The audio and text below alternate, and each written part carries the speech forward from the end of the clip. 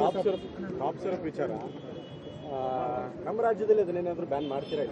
ಇಲ್ಲ, ಬ್ಯಾನ್ ಅಂದ್ರೆ ನಮ್ಮಲ್ಲೇನದು ಸರಬರಾಜು ಆಗಿಲ್ಲ. ಆ ಕಂಪನಿಗಳಿಂದ ಏನು ಈ ಕಾಫ್ ಸಿರಪ್ಗಳಿದೆ ಅದು ತಮಿಳುನಾಡು ಆಮೇಲೆ ರಾಜಸ್ಥಾನ ಈ ಭಾಗದಲ್ಲಿ ತಯಾರಿಕೆ ಆಗಿರುವಂಥದ್ದು. ಮತ್ತು ಅದು ತಮಿಳುನಾಡು, ಪಾಂಡಿಚೇರಿ, ಒರಿಸ್ಸಾ, ಮಧ್ಯಪ್ರದೇಶ, ರಾಜಸ್ಥಾನ್ ಇಂಥ ಕಡೆ ಸರಬರಾಜು ಆಗಿರೋದ್ರಿಂದ ಮಾಹಿತಿ ನಮಗೆ ಸಿಕ್ಕಿದೆ.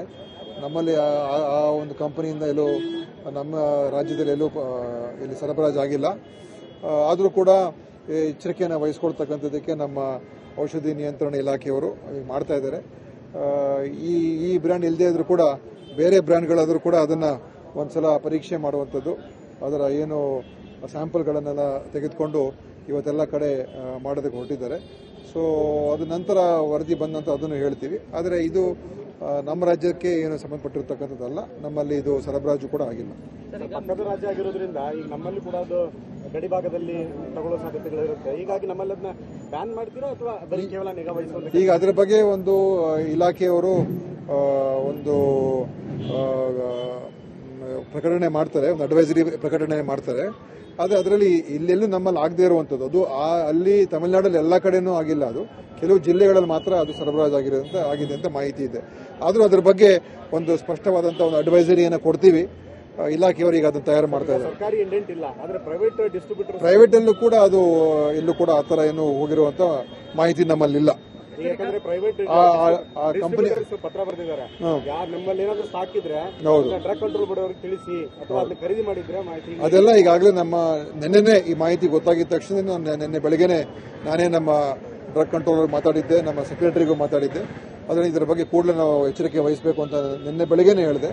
ನಂತರ ಅವರೆಲ್ಲ ಕಡೆ ಇದನ್ನು ವಿಚಾರಣೆ ಮಾಡಿ ಈ ತರ ಎಲ್ಲ ಇರುವಂತ ಗೊತ್ತಾಗಿದೆ. ಸರ್, ಈಗ ಕೆಲವೊಂದು ಆನ್ಲೈನ್ ಮೆಡಿಸಿನ್ಸ್ ಡೆಲಿವರಿ ಇದೆ, 1mg, ಅಪೋಲೋ, ಬೇರೆ ಬೇರೆದವರು, ಅವರು ಕೂಡ ಅಲ್ಲೂ ಕೂಡ ಇದು ಸೀಲ್ ಇತ್ತು. ಈಗ ಅಡ್ವೈಸರಿ ಆದ್ಮೇಲೆ ಸ್ಟಾಪ್ ಆಗಿದೆ. ನಮಗೆ ಗೊತ್ತಿರುವಾಗ ಇಲ್ಲೆಲ್ಲೂ ಕರ್ನಾಟಕದಲ್ಲಿ ಯಾರು ಈ 3 ಕಂಪನಿಗಳಿಂದ ಇಲ್ಲೆಲ್ಲೂ ಕೂಡ ಡಿಸ್ಟ್ರಿಬ್ಯೂಷನ್ ಆಗ್ತಾ ಇಲ್ಲ. ಅದರಿಂದ ಮತ್ತೆ ಈಗಾಗಲೇ ಎಲ್ಲ ಕಡೆ ಬ್ಯಾನ್ ಮಾಡಿದ್ದಾರೆ. ಮಧ್ಯಪ್ರದೇಶ, ರಾಜಸ್ಥಾನ, ತಮಿಳುನಾಡು ಎಲ್ಲ ಕಡೆ ಬ್ಯಾನ್ ಮಾಡಿದ್ದಾರೆ. ಕಂಪನಿ ಕೂಡ ಕ್ಲೋಸ್ ಮಾಡಿದ್ದಾರೆ. ಎಲ್ಲರೂ ಕೂಡ ಅದರ ಬಗ್ಗೆ ಅರಿವಿದೆ. ಯಾರೇ ಈ ಕಂಪನಿಯ ಒಂದು ಪದಾರ್ಥಗಳು ಅವರ ಹತ್ರ ಇದ್ರೆ ಅದು ಯಾರು ಕೂಡ ಅದನ್ನ ವಿತರಣೆ ಮಾಡುವಂಗಿಲ್ಲ ಅಂತ ರಾಷ್ಟ್ರ ಮಟ್ಟದಲ್ಲಿ ಆಗಿದೆ.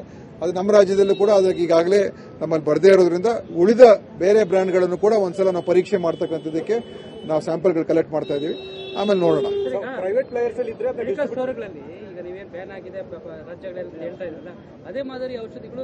ಅದೇ ನೋಡಿ, ಕಾಫ್ ಸಿರಪ್ಗಳು ಇದೆ, ಬೇರೆ ಬೇರೆ ಕಾಂಬಿನೇಷನ್ಗಳಲ್ಲಿ ಬರ್ತದೆ. ಇದು ಏನು ಅವ್ರು ಉಪಯೋಗಿಸಿದ್ರೆ ಒಂದು ಡೈ ಇಥಿಲಿನ್ ಗ್ಲೈಕಾಲ್ ಅಂತ ಅದೊಂದು ಕಾಂಬಿನೇಷನ್. ಅದರಲ್ಲೂ ಮಕ್ಕಳ ಮೇಲೆ ಅದು ದುಷ್ಪರಿಣಾಮ ಬೀರುವಂತದ್ದು ಕೂಡ ಇದೆ. ಮತ್ತು ಯಾವುದನ್ನು ಉಪಯೋಗಿಸ್ಕೋಬಾರ್ದು ಅದನ್ನು ಯೂಸ್ ಮಾಡಿ ಉಪಯೋಗಿಸಿದ್ದಾರೆ ಅಂತ. ಯಾಕಂದ್ರೆ ಈ ತರದ ಒಂದು ಕೆಲವು ಇಂಡಸ್ಟ್ರಿಯಲ್ ಪರ್ಪಸ್ ಯೂಸ್ ಮಾಡಬೇಕು, ಮೆಡಿಸಿನಲ್ ಪರ್ಪಸ್ಗಲ್ಲ. ಆದರೆ ಕೆಲವು ತಯಾರಕರು ಈ ತರ ಮಾಡ್ತಾ ಇರ್ತಕ್ಕಂಥದ್ದು ದುರಾದೃಷ್ಟಕರ. ಆದರೂ ಕೂಡ ನಮ್ಮಲ್ಲಿ ಈ ತರ ಎಲ್ಲೂ ಕೂಡ ಈ ತರ ಆಗಿದೆ ಅಂತ ನಮ್ಮ ಮಾಹಿತಿಗಂತೂ ಇಲ್ಲ. ಆದ್ರೆ ಎಚ್ಚರಿಕೆನ ವಹಿಸ್ತಾ ಇದ್ದೀವಿ. ಬಿಟ್ಟು ಕೂಡ ಈ ಕಂಟೆಂಟ್ ಡೈಥ್ಲೋನ್ ಏನಿದೆ, ಬೇರೆ ಕೆಲವು ಕಾಫ್ ಸಿರಪ್ಗಳಲ್ಲೂ ಕೂಡ ಇಲ್ಲ, ಅದು ಉಪಯೋಗಿಸುವಂಗಿಲ್ಲ ಅಂತ ಇರುವಂತದ್ದು. ಆದ್ರಿಂದ ಬೇರೆ ಕಾಫ್ ಸಿರಪ್ಗಳನ್ನು ಕೂಡ ನಾವು ಈಗ ಏನು ಸ್ಯಾಂಪಲ್ಗಳನ್ನೆಲ್ಲ ತಗೊಳ್ತಾ ಇದೀವಿ. ಎಲ್ಲವನ್ನು ಕೂಡ ಚೆಕ್ ಮಾಡಿಸಿ ಒಂದ್ಸಲ ಅಂತ ಹೇಳಿದೀನಿ. ನಮ್ಮ ರಾಜ್ಯದಲ್ಲಿ ಏನು ಆತಂಕ ಪಡಬೇಕೇನಾಗಿದೆ, ಆತಂಕ ಪಡ್ತಕ್ಕಂಥ ಅವಶ್ಯಕತೆ ಇಲ್ಲ. ಕೋಲ್ಡ್ ಸಿರಪ್ ಇದೇನಿದೆ ಕಾಫ್ ಕೋಲ್ಡ್ ನಮ್ಮಲ್ಲಿ ಮಾರಾಟ ಮಾಡುವಾಗಿಲ್ಲ. ಈ ಕಂಪನಿದಂತೂ ಖಂಡಿತ ಮಾರಾಟ ಮಾಡುವಂಗಿಲ್ಲ. ಉಳಿದಿರೋದೆಲ್ಲ ಮಾರಾಟ ಮಾಡಬಹುದು. ಆದರೂ ನಾವು ಎಚ್ಚರಿಕೆಯ ಒಂದು ದೃಷ್ಟಿಯಿಂದ ಮತ್ತು ಇದು ಯಾಕಂದ್ರೆ ಇದು ಪ್ರಥಮ ಬಾರಿಗೆ ಇದು ಆಗ್ತಾ ಇರುವಂತದ್ದಲ್ಲ. ಇದು ಹಿಂದೆ ಜಮ್ಮುವಲ್ಲೂ ಕೂಡ ಆಗಿತ್ತು ಇದೇ ಕಾಫ್ ಸಿರಪ್. ಮತ್ತು ಇದನ್ನ ಆಫ್ರಿಕಾಗೂ ಕೂಡ ಎಕ್ಸ್ಪೋರ್ಟ್ ಆಗಿ ಭಾರತ ದೇಶದಿಂದ ಅಲ್ಲೂ ಕೂಡ ಕೆಲವು ಜನ ಅಲ್ಲಿ ಮೃತಪಟ್ಟಿರ್ತಕ್ಕಂಥದ್ದು ಕೂಡ ಆಫ್ರಿಕಾ ದೇಶದಲ್ಲೂ ಕೂಡ ಆಗಿತ್ತು. ಆದ್ದರಿಂದ ಇದು ಕೆಲವು ತಯಾರಕರು ನಿರ್ಲಕ್ಷ್ಯ ಮತ್ತು ಇದು ಕಮ್ಮಿ ಬೆಲೆಯಿಂದ ಮಾಡ್ತಕ್ಕಂಥದ್ದಕ್ಕೆ ಹೋಗಿ ಲಾಭ ಮಾಡೋದಕ್ಕೆ ಹೋಗಿ ಅವರು ಈ ತರದ ಒಂದು ಕೆಟ್ಟ ಒಂದು ಪರಿಸ್ಥಿತಿ ಉದ್ಭವ ಆಗಿದೆ. ಈಗ ಇದರಲ್ಲಿ ತಮಿಳುನಾಡಲ್ಲಿ ಇದನ್ನು ತಪಾಸಣೆ ಮಾಡಿ ಅವರು ಈಗಾಗಲೇ ಪ್ರೂವ್ ಮಾಡಿದ್ದಾರೆ. ಇದು ಹೆಚ್ಚಿನ ಒಂದು ಏನು ಇತ್ತು ಅದರ ಒಂದು ಇದರಲ್ಲಿ ಬೆರಕೆ ಆಗಿದೆ ಅಂತ ಕೂಡ ಅವರು ಪ್ರೂವ್ ಮಾಡಿದ್ದಾರೆ.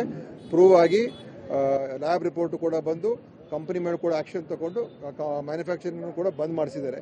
ಏನು ಮಧ್ಯಪ್ರದೇಶ ರಾಜಸ್ಥಾನದಿಂದ ಇನ್ನೂ ನಮ್ಗೆ ಅಧಿಕೃತ ಮಾಹಿತಿ ನನಗೆ ಇನ್ನೂ ಬಂದಿಲ್ಲ. ರಾಷ್ಟ್ರ ಮಟ್ಟದ ಏನು ಡ್ರಗ್ ಕಂಟ್ರೋಲರ್ ಇದ್ದಾರೆ ಅವರು ಒಂದ್ ಕಡೆ ತಪಾಸಣೆ ಮಾಡಿ ಅವ್ರಿಗೆ ನಮ್ಗೆ ಇನ್ನೂ ಏನು ಸರಿಯಾಗಿ ಸ್ಪಷ್ಟವಾದಂತ ವರದಿ ಕೊಟ್ಟಿಲ್ಲ. ರಾಜ್ಯದಲ್ಲಿ ಕೋಲ್ಡ್ ಡ್ರಿಪ್ ನಿಷೇಧ ಇದೆ ಈಗ? ಇಲ್ಲ, ಆ ಕೋಲ್ಡ್ ಡ್ರಿಪ್ ನಿಷೇಧ ಇದ್ದೇ ಇದೆ, ಬಟ್ ನಮ್ಮಲ್ಲಿ ಸರಬರಾಜು ಆಗಿಲ್ಲ. ಸೊ ನಿಷೇಧ ಮಾಡುವಂತ ಪ್ರಶ್ನೆ ಬರಲ್ಲ, ಸರಬರಾಜು ಆಗಿಲ್ಲ. ತಾವು ಸೆಂಟ್ರಲ್ ಕೆಲವು ಹಿಂದೆ ಮೆಡಿಸಿನ್ಸ್ ವಿಚಾರಕ್ಕೆ ತಾವು ಪತ್ರಗಳು ಬರ್ತಿದ್ರಿ, ಇದಕ್ಕೊಂದು ರೆಗ್ಯುಲೇಟ್ ಕಮಿಟಿ ಆಗಬೇಕಿದೆ ಅಂತ. ಹೌದು, ಇಷ್ಟೆಲ್ಲ ದೊಡ್ಡ ಮಟ್ಟದಲ್ಲಿ ಆದ್ರೂ ಕೂಡ ಕೇಂದ್ರ ಆರೋಗ್ಯ ಇಲಾಖೆ ನಾನು ಪತ್ರನೂ ಬರೆದಿದ್ದೆ ಮತ್ತು ಇವತ್ತು ನಾವೇ ಮೊನ್ನೆನೂ ಕೂಡ ಕೇಂದ್ರದಲ್ಲಿ ಚರ್ಚೆಗಳಾದಾಗ ಕರ್ನಾಟಕ ರಾಜ್ಯನೇ ಅತಿ ಹೆಚ್ಚು ಇವತ್ತು ಪರೀಕ್ಷೆಗಳು ಮಾಡ್ತಾ ಇರತಕ್ಕಂಥದ್ದು, ತಪಾಸಣೆ ಮಾಡ್ತಾ ಇರೋಂಥದ್ದು ಮತ್ತು ಇಲ್ಲಿಯ ಒಂದು ಯಾರು ಡ್ರಗ್ ಮ್ಯಾನುಫ್ಯಾಕ್ಚರರ್ಸ್ ಇದ್ದಾರೆ ಅವ್ರ ಮೇಲೆ ಕೇಸ್ಗಳು ಬುಕ್ ಮಾಡ್ತಾ ಇರೋ ಅತಿ ಹೆಚ್ಚು ಮಾಡ್ತಾ ಇರೋದು ಕರ್ನಾಟಕನೇ ಈಗ. ಸೊ ಕರ್ನಾಟಕ ಮಾದರಿಯಲ್ಲಿ ಬೇರೆ ರಾಜ್ಯಗಳು ಕೂಡ ಮಾಡಬೇಕು ಅಂತ ಕೇಂದ್ರ ಡ್ರಗ್ ಕಂಟ್ರೋಲ್ ಅಥಾರಿಟಿ ಅವರು ಬೇರೆ ಜಿಲ್ಲೆಯ ರಾಜ್ಯಗಳು ಕೂಡ ಹೇಳ್ತಾ ಇದ್ದಾರೆ. ಮತ್ತು ಇದರಲ್ಲಿ ನೆಟ್ವರ್ಕ್ ಆಗಬೇಕು ಅಂತ ನಾನು ಹೇಳಿರುವಂಥದ್ದು. ಇಡೀ ಎಲ್ಲ ರಾಜ್ಯಗಳಲ್ಲೂ ಕೂಡ ಸಂಪರ್ಕ ಇರಬೇಕು. ಒಂದು ಕೇಂದ್ರದ ವೆಬ್ಸೈಟ್ ಅನ್ನು ಮಾಡಿ ಎಲ್ಲೇ ಏನೇ ಒಂದು ಈ ತರ ಒಂದು ಘಟನೆಗಳಾದಾಗ, ಅಂದ್ರೆ ಇಷ್ಟು ಅದಕ್ಕೆ ಕೆಲವು ಸಂದರ್ಭದಲ್ಲಿ ಡ್ರಗ್ ಫೇಲ್ ಆಗಿರ್ತದೆ, ಏನೋ ಯಾರು ಸಾವು ಅಪ್ಪಿರೋದಿಲ್ಲ, ಆದರೆ ಡ್ರಗ್ ಫೇಲಿಯರ್ ಆಗಿರ್ತದೆ, ಅದು ನಮ್ಮ ಮಾಹಿತಿಗೆ ಬರೋದಿಲ್ಲ. ಅದಕ್ಕೆ ಸೆಂಟ್ರಲ್ ವೆಬ್ಸೈಟ್ ಅಲ್ಲಿ ಮಾಡಿ ಅಂತ ಹೇಳಿದ್ಮೇಲೆ ಅವರೀಗ ಸೆಂಟ್ರಲ್ ವೆಬ್ಸೈಟ್ ಅಲ್ಲಿ ಆಗ್ತಾ ಇದ್ದಾರೆ. ಇನ್ನೂ ಅದು ಸರಿಯಾದ ರೀತಿಯಾಗಿ ಸ್ಪಷ್ಟವಾಗಿ ಗೊತ್ತಾಗ್ತಕ್ಕಂಥ ರೀತಿಯಾಗಿ ಮಾಡ್ತಕ್ಕಂಥ ಅವಶ್ಯಕತೆ ಇದೆ ಅಂತ ನಾನು ಹೇಳಿದ್ದೀನಿ. ನೋಡಿ, ನೀವು ಹೋಗ್ತಾ ಇರೋ ವಿಚಾರ ಬೇರೆ, ಅದು ಖಂಡಿತವಾಗಿಯೂ ಈಗಾಗಲೇ ಅದನ್ನ ನಿಯಂತ್ರಣ ಮಾಡಬೇಕು. ನಮ್ಮ ಔಷಧಿ ಮಾರಾಟ ಮಾಡ್ತಕ್ಕಂಥ ಏನು ಮಳಿಗೆಗಳಿದೆ ಅವರುಗಳು ಪ್ರಿಸ್ಕ್ರಿಪ್ಷನ್, ಅದರಲ್ಲೂ ಕೂಡ ಆಂಟಿಬಯೋಟಿಕ್ಸು ಮತ್ತು ಅನೇಕ ಏನು ಸ್ವಲ್ಪ ಹೆಚ್ಚು ಒಂದು ಮೌಲ್ಯ ಮತ್ತು ಹೆಚ್ಚು ಆರೋಗ್ಯದ ಮೇಲೆ ಪರಿಣಾಮ ಬೀರುವಂಥದ್ರ ಬಗ್ಗೆ ಅಂತೂ ವಿದೌಟ್ ಪ್ರಿಸ್ಕ್ರಿಪ್ಷನ್ ಮಾರಲೇಬಾರದು. ಇದೆಲ್ಲ ಇದೆ, ಅದು ಬೇರೆ ಪ್ರಕ್ರಿಯೆ, ಇದು ಬೇರೆ ಪ್ರಕ್ರಿಯೆ. ಈ ಪ್ರಹ್ಲಾದ್ ಜೋಶಿ ಅವರು ಈ ಸಮೀಕ್ಷೆ ಬಗ್ಗೆ ಇದೊಂದು ಮತಾಂತರ ಕಾರಣ ಆಗುತ್ತೆ ಅನ್ನೋಂಥದ್ದನ್ನ ಹೇಳ್ತಾ ಇದ್ದಾರೆ. ಈಗ ಕೃಷ್ಣಬೈರೇಗೌಡರು ಕೂಡ ಹೇಳ್ತಾ ಇದ್ದಾರೆ ಬಿಜೆಪಿ ಅವರು ದಾರಿ ತಪ್ಪಿಸ್ತಾ ಇದ್ದಾರೆ. ಇಲ್ಲ, ಬಿಜೆಪಿಯವರು ಈ ವಿರುದ್ಧ ಇದ್ದಾರೆ, ಅವರಿಗೆ ಈ ಸಮೀಕ್ಷೆನೇ ಆಗಬಾರ್ದು. ಭಾರತೀಯ ಜನತಾ ಪಾರ್ಟಿ ಈ ಸಮೀಕ್ಷೆಯ ವಿರುದ್ಧ ಇದ್ದಾರೆ, ವಿರುದ್ಧ ಇದೀವಿ ಅಂತ ಹೇಳಕ್ಕಾಗ್ತಾ ಇಲ್ಲ. ಅದಕ್ಕೆ ಏನ್ ಮಾಡ್ತಾ ಇದ್ದಾರೆ ಅವರು, ಗೊಂದಲ ಸೃಷ್ಟಿ ಮಾಡಿ ಜನರಿಗೆ ದಾರಿ ತಪ್ಪಿಸಿ ಏನೇನೋ ಸುಳ್ಳಿನ ಮಾತುಗಳನ್ನೆಲ್ಲ ಆಡಿಸಿ ಜನರಿಗೆ ಕನ್ಫ್ಯೂಸ್ ಮಾಡ್ತಾ ಇದ್ದಾರೆ. ಅನೇಕ ಕಡೆ ಬಿಜೆಪಿ ಕಾರ್ಯಕರ್ತರು ನೀವು ಸಮೀಕ್ಷೆಯಲ್ಲಿ ನೀವು ಅವ್ರ ಮನೆಗಳು ಬಂದಾಗ ನೀವು ಅದಕ್ಕೆ ನೀವು ಒಪ್ಕೋಬೇಡಿ, ಅವ್ರನ್ನ ಮನೆಯಿಂದ ಆಚೆ ಕಳಿಸಿ ಅಂತ ಅವ್ರ ಕಾರ್ಯಕರ್ತರು ಅನೇಕ ಕಡೆ ಹೇಳ್ತಾ ಇದ್ದಾರೆ. ಅಂದ್ರೆ ಬಿಜೆಪಿಯವರು ಈ ಸಮೀಕ್ಷೆ ವಿರುದ್ಧ. ಯಾಕಂತ ಹೇಳಿದ್ರೆ ಅವರು ಹಿಂದುಳಿದ ವರ್ಗ, ಅಲ್ಪಸಂಖ್ಯಾತರು, ದಲಿತ ವರ್ಗ ಮತ್ತು ಬಡ ವರ್ಗದ ಪರವಾಗಿ ಯಾವತ್ತೂ ಕೂಡ ಅವರು ಅವ್ರ ಇತಿಹಾಸದಲ್ಲೇ ಮಾಡಿಲ್ಲ. 100 ವರ್ಷ ಇತಿಹಾಸ ಹೇಳಿದ್ರಲ್ಲ RSS, ಯಾವತ್ತಾದ್ರೂ ಈ ತರ ಪ್ರಗತಿಪರವಾದಂತ ಯೋಚನೆ 100 ವರ್ಷದಲ್ಲಿ RSS ಮಾಡಿರಲಿಲ್ಲ. ಯಾವ ಒಂದು ಹಿಂದೂ ರಿಫಾರ್ಮ್ ಕೋಡ್ ಬಿಲ್ ಅನ್ನ ಪಾರ್ಲಿಮೆಂಟ್ ಅಲ್ಲಿ ಪಾಸ್ ಮಾಡದೇ ಇರತಕ್ಕಂಥದ್ದಕ್ಕೆ ಅವತ್ತಿನ ಜನಸಂಘನೇ ಮುಖ್ಯ ಕಾರಣ. ಮತ್ತು ಅವ್ರು ಬಹಳ ವಿರೋಧ ಆಯ್ತು, ಪಾಸ್ ಆದಾಗಲೂ ಕೂಡ ವಿರೋಧ ಆಯಿತು. ಅಂದ್ರೆ ಸುಧಾರಣೆಗೆ ಅವ್ರ ಪರನೇ ಇಲ್ಲ. ಅದಕ್ಕೆ ನಿಜವಾದಂತ ವಿಚಾರ ಅಂತ ಹೇಳಿದ್ರೆ ಬಿಜೆಪಿಗೆ ಈ ಸಮೀಕ್ಷೆ ಆಗಬಾರ್ದು, ಮಾಹಿತಿಗಳು ಹೊರಗೆ ಬರಬಾರ್ದು, ಯಾರ ಸ್ಥಿತಿಗತಿ ಏನು ಅಂತ ಗೊತ್ತಾಗಬಾರ್ದು, ಯಾರ್ದು ಪರಿಸ್ಥಿತಿ ಚೆನ್ನಾಗಿದೆ ಯಾರ್ದು ಚೆನ್ನಾಗಿಲ್ಲ ಅಂತ ಸಾರ್ವಜನಿಕರಿಗೆ ಗೊತ್ತಾಗಬಾರ್ದು.